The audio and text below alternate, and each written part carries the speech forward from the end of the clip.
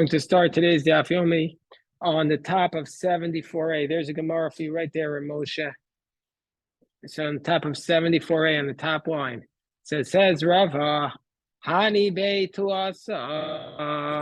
These three people, the Yavi, Zuzi, Lechad, Lemizban, Lehu Midi. So there are three people. Let's call them Reuven, Shimon, Levi. They gave money to one person, to their agent, to buy something for all of them.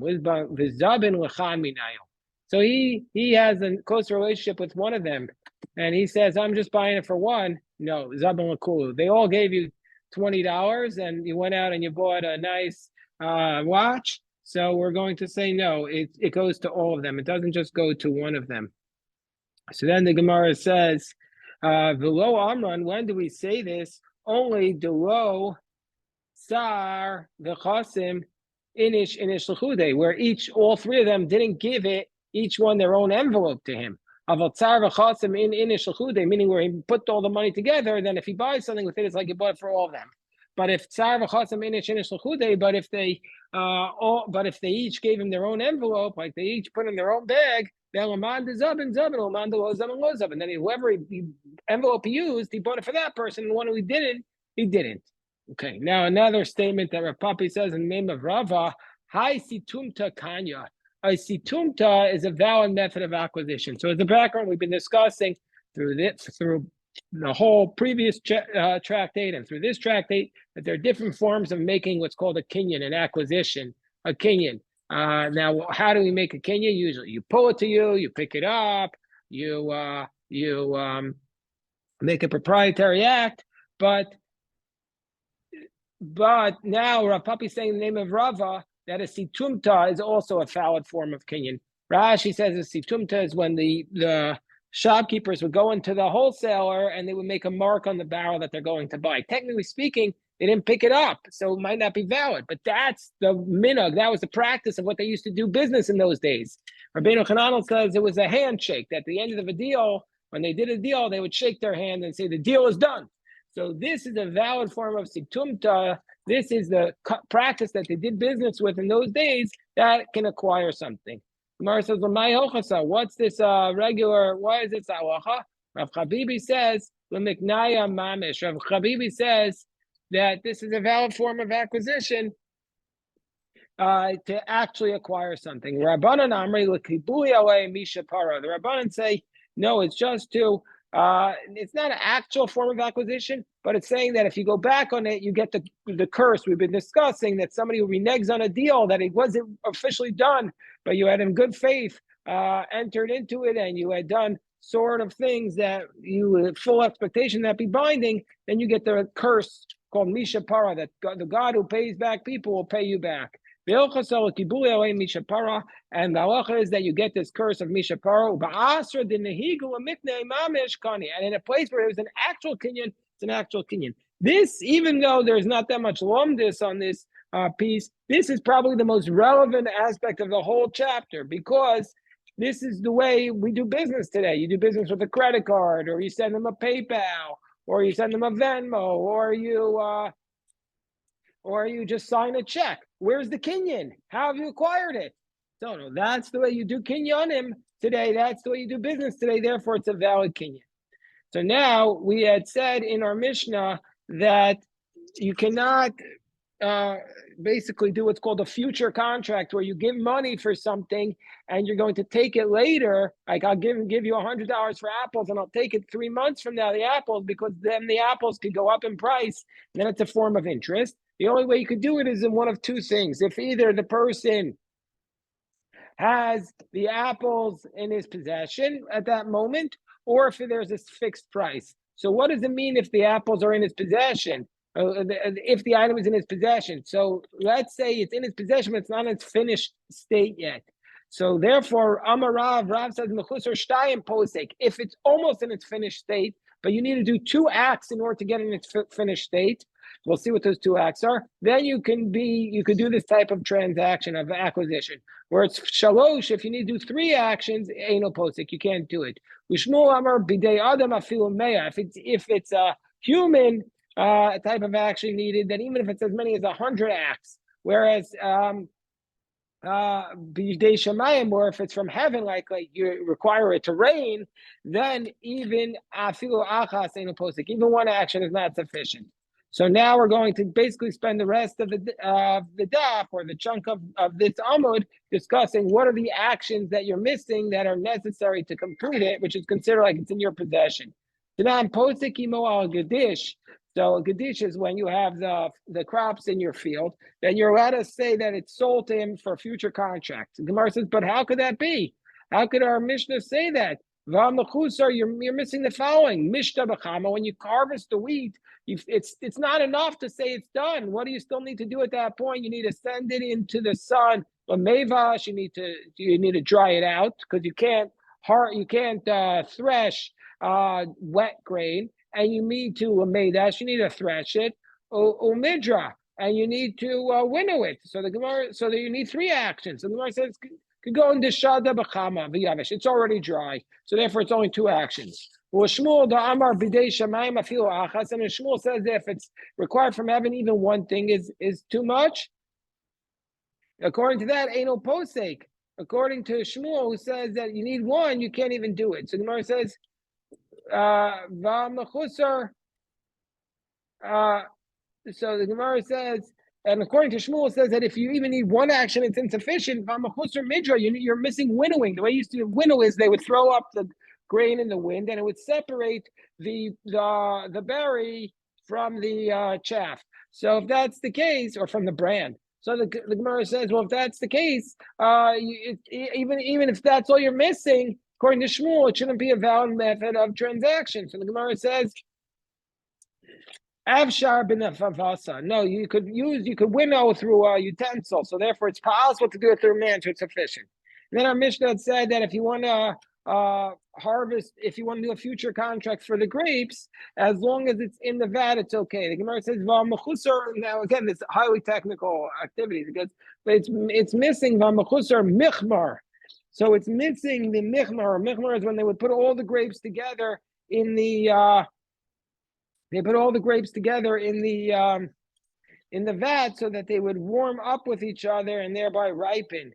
And it's missing also and it's missing also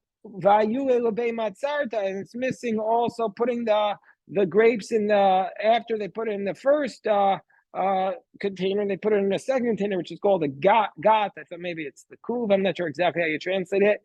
And then you need to meidash, and then you need a stamp on the grapes, and then you will be the mingad, and then you need to draw it out. So first you ripen the grapes, then you put them in another vat, then you crush them, and then you draw them out into the next container where it really is stored. So the Gemara says, so that's four things. So the Gemara says, no, like Rabbi Chia said, like Rabbi Chia said about a similar process to making olives. So basically, that is after it was already ripened. That's the point. Gemara says, but it's still missing three things. So the Gemara says, no. No, we're talking about a place where the person who bought it, it was his job to draw it out. So it's really only missing two things. And now we have the same question about the olives on the olives, that you could do a future contract. And it says, but again, you're missing the ripening. They would crush the olives on these boards. You're missing that. And therefore, you're missing the threshing of the olives, or the pressing, and you're missing the drawing out. So Tani Rabbi Chia al-Komer shel zaysim. No, it was already in the container where it was ripening. The Gemara says, but still, but it's still missing three. So the Gemara says, the person who bought it, he had to draw it out from the olive press. Again, beitzim shel yotzer, and this was, you would purchase the clay of for the pottery. The Gemara says, but why? It's still missing. Even if you purchase the clay, it's still missing lefufe. It's missing the shaping, the yavushe, the drying. And so it's missing all, and as soon as it's missing, taking it into the oven, and it's also missing a misraf, and then you would burn the mud in the oven until it becomes pottery or mefak, and then you take it out. So the Gemara says, no, we're not missing these 5 things. He'd already shaped it and dried it. Gemara says, well, you could tell us, there's still 3. Gemara says, no, but the one who bought it was his job to take it out of the oven, so it's only missing 2. And then we have the next one, the lime. I guess they would take the stone, they would crush it into dirt to make a plaster out of it, but it's missing that you can purchase it once it's in the oven. Gemara says, but it's still missing 3. You have to burn it. You have to take it out, and you have to crush it. Gemara says, no, but that the one who purchased it, it was his job to take it out of the oven. Gemara says, and according to Shmuel, who says, Shmuel the Amar, that bidei Adam, afilu mea posek. According to Shmuel, says even 100 things that if it's done by man, you can even make the contract there. Why does it actually need to be in the oven? So the Gemara explains, I'll tell you why. It means not that it's actually in the oven, but when it's appropriate to go down into the oven, that's when you could do the future contract on it. So now we're on the bottom of 74a, and the Gemara says, let's go further into the discussion of when you can do a future contract on purchasing the clay that they used to use to make the pots. So Gemara says, you could buy the clay once it formed into a ball shape. So the Gemara says, so you're not allowed to purchase these clay of the potter until it was actually formed into a ball from the earth. But if they were not yet a ball of earth, then even though he has the ability to take earth and turn them into eggs and turn them into balls, it's going to be prohibited because it's like it's not in his possession.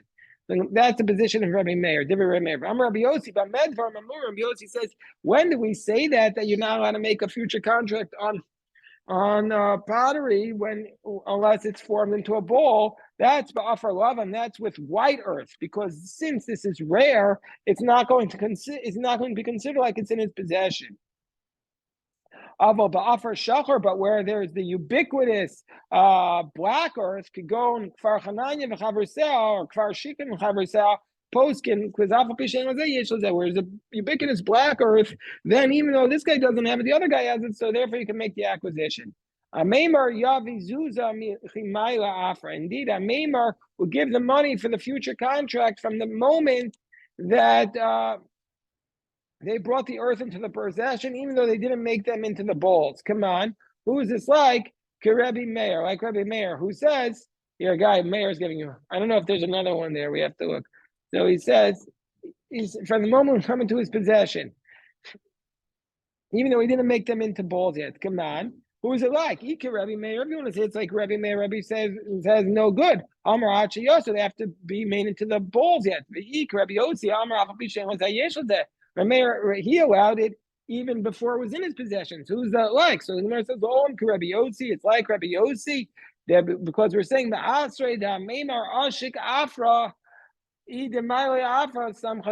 because we say it's like Rabbi Yossi, who says it needs to be in your possession, even though you didn't make it into balls yet, because in the place of Meimar, the earth was very expensive and it was not found. And so therefore, if they brought the earth into their possession, then everybody could be sure that he's for sure going to use it to make pottery. And so therefore, when they gave to Meimar the money, if he didn't give him to his possession, then he couldn't be assured that he's going to have it. And then the Gemara says, you can do a future contract for the manure the whole year. And there was 3 positions. One position in our Mishnah was Rabbi Yossi says, the Tanna Kama says you can make a future contract for the manure the whole year, even though he didn't have it in his possession. And Rabbi Yossi says, no, you can only do it unless it was in your possession. And the Chachamim would allow you to do it. So the Gemara says, well, what's the position difference between the Chachamim and the Tanna Kama? They're saying the same thing. So it says, Rava, the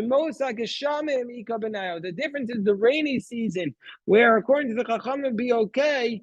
According to Tanna Kama, the rainy season, even though manure was less common, it's still okay to make the future contract. Rabbi Yossi says there's no distinction between the rainy season and the and summer because he needs to have it. And the Chum say, if it was the summer, you could do it even though he doesn't have it, but the rainy season he has to have in his possession.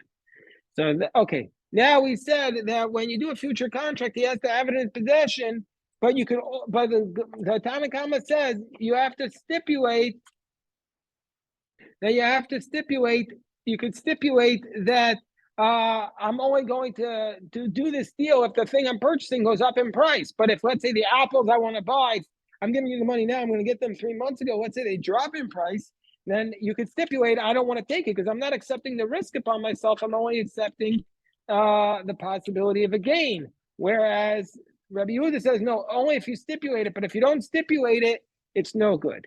So now the Gemara has a case where there's a son-in-law and a father-in-law, and problems ensue. Ahu Gavra, there was a specific man, Diavi Zuze Linedunya.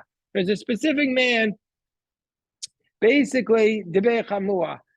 So there was a specific man where there was a specific person who gave money to his son-in-law to purchase jewelry for his daughter. So basically, he says, here's $1,000, go buy her some diamond earrings. So he gave money for his daughter-in-law, Lasof, but in the end,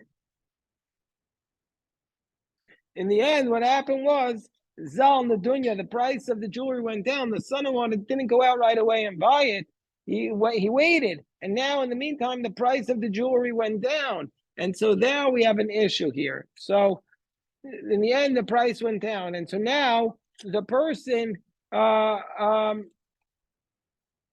son-in-law, I got the money January 1st to buy these diamond earrings for $1,000, but he didn't actually buy it yet.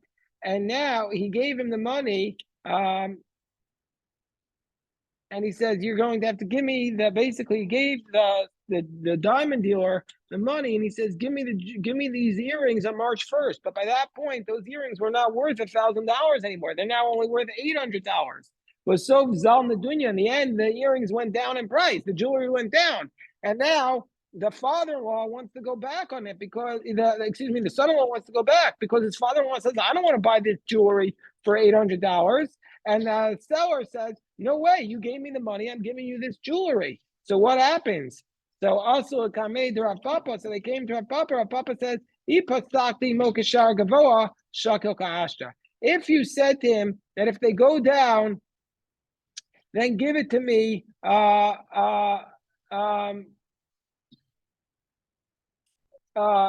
If you said, he said, if at the beginning you said that if the jewelry will go down, you're going to give it to him like the higher price, then you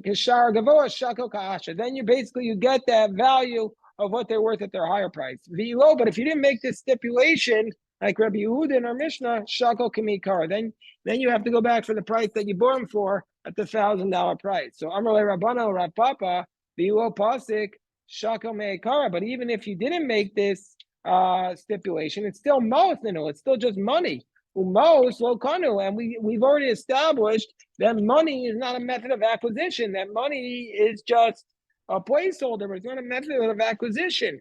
You have to actually pull it. So Rav Papa says, I'm a little ananami l'kabuli misha parakamina. Yeah, I wasn't saying he has to go back, but I'm saying if he doesn't go back, even though technically you can get out of it, he's going to get this curse of one who goes back on a deal. He'll be cursed from heaven.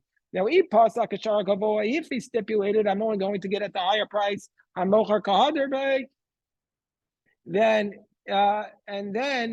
and the seller wants to go back, then the seller is mekabel mocher mishapar, then the seller gets this curse.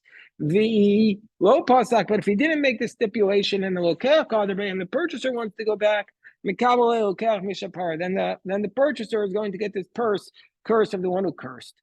So the Gemara says, but wait 1 second.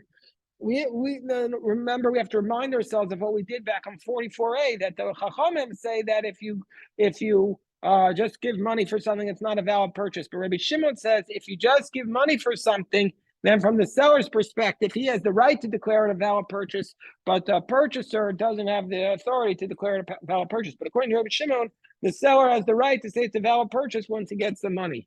So it says Ravina to Rav Papa, only my the Rabbanan he the Polygoea the Rabbi Shimon. How do we know that this position of the Tana Kama that you need to stipulate that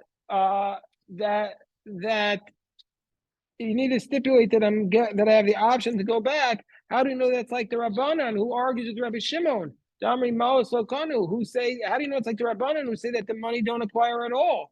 And there, and only in that case, if you stipulated it, can you get it at the higher price? And if you didn't stipulate, you get it at the lower price. But perhaps Rabbi Shimoni, maybe it's like the position of Rabbi Shimon, who says that money always serves as a valid acquisition. And so therefore, maybe it's the position of Rabbi Shimon, who says that biblically speaking, the money is what does the acquisition. And from the perspective of the purchaser, it's valid. And when he purchases it, and so therefore, if he purchased it at the higher price, he can always take it at the cheaper price. And he low pasak shakal kamikar. That maybe that's only according to Rabbi Shimon. Mishum dekani uzuze, because according to Rabbi Shimon, the money does serve as an acquisition.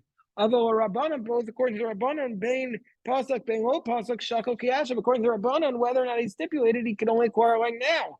The daita the inish atara zile, because according to the Rabbanan, a person's always intent is to get it for the lower price. So the Gemara says, no. Amar le, Amar the Amar Rabbi Shimon b'achad tara.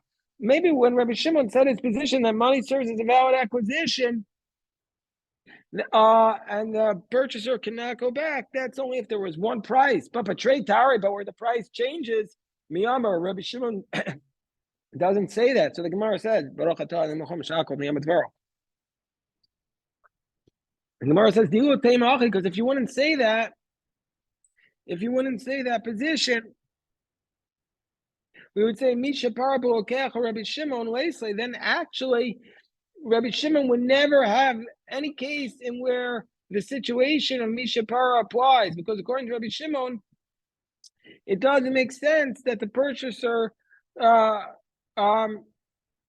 would never have the ability to have the acquisition of Misha Para, because if you gave him money, he would never be that if you gave money, he can't go back at all. I mean, if you want to say, meaning the Gemara has proved that in this circumstance where he gave money with the intent to acquire it after the time, and after the time the price changed, even there Rabbi Shimon would admit that the purchaser is able to go back.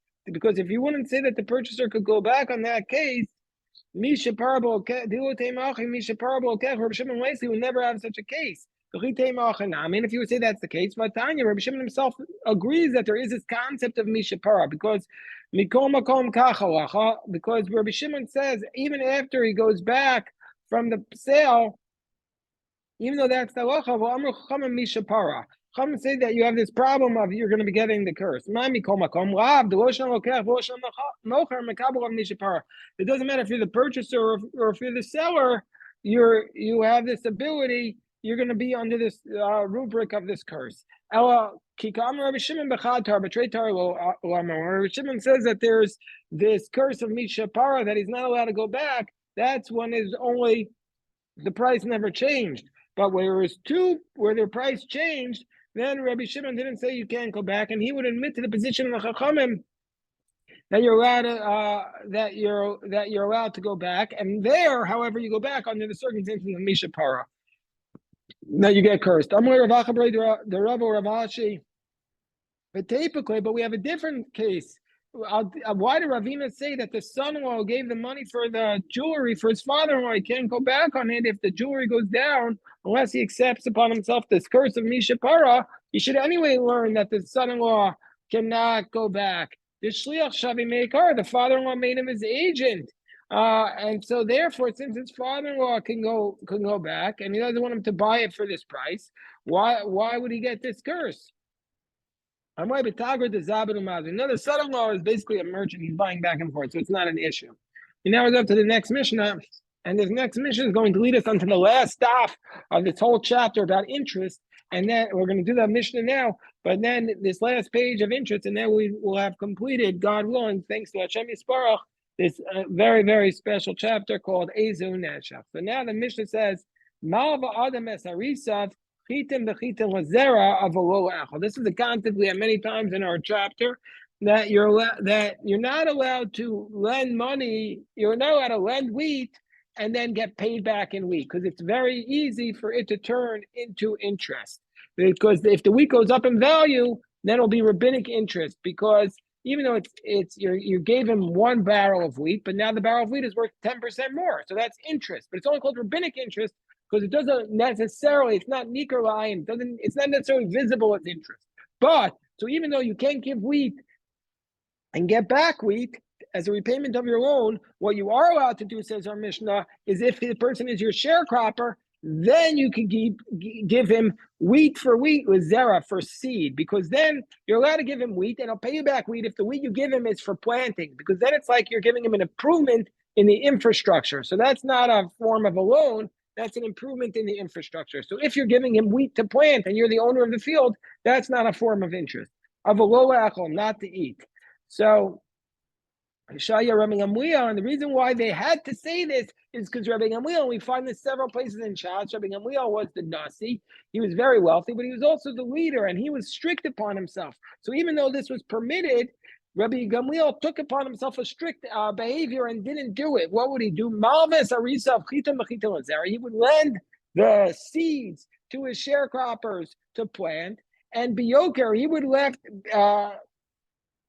the yoker v'huzlu obezol v'hukru, meaning to say, and he would do it, and he would always take for himself the worst rate. So let's say if at the time he lent it, the wheat was more expensive, and at the time of the payment it had gone down in value. Let's say the wheat was you would get for $10 1 handful of wheat, and then by the time it came to pay back, you would get 1 handful of wheat for only $8. He would take it back at the $8 price. Or if it was the reverse, if he gave it to him for $8 and now it went up to $10, he would take it back at the $8 price. He was always strict upon himself from the middle. I guess he could afford it. So Bain Biyoker v'huzul bezol v'hukru noto man kashar zol. You don't take the cheaper price. Well, not because that was the halacha. He always wanted to be strict upon himself from the aspect of piety. But if it were not the case, the Mishnah wouldn't need to tell us this, because we already know that this would be permitted. So Tanu Rabbanan, Amalva Adam Esarisav Chitim Bechitim Lazera. So when we say that you're allowed to lend the money for the sharecropper to the farmer with respect to seeds, when do we say that you're allowed to do this? Lo yarad, where the sharecropper didn't already start working, because then you could just say it's part of your negotiations of the price of the sharecropper. You're going to put some investment into the field of a yarad, but if the sharecropper's already gone down and started working the land, then aser, and then it's not going to be allowed. The Gemara says, well, why? Like in our Mishnah, we didn't make that distinction that you could give him the seed if he hasn't started farming yet, but if he started farming, you can't do it. Like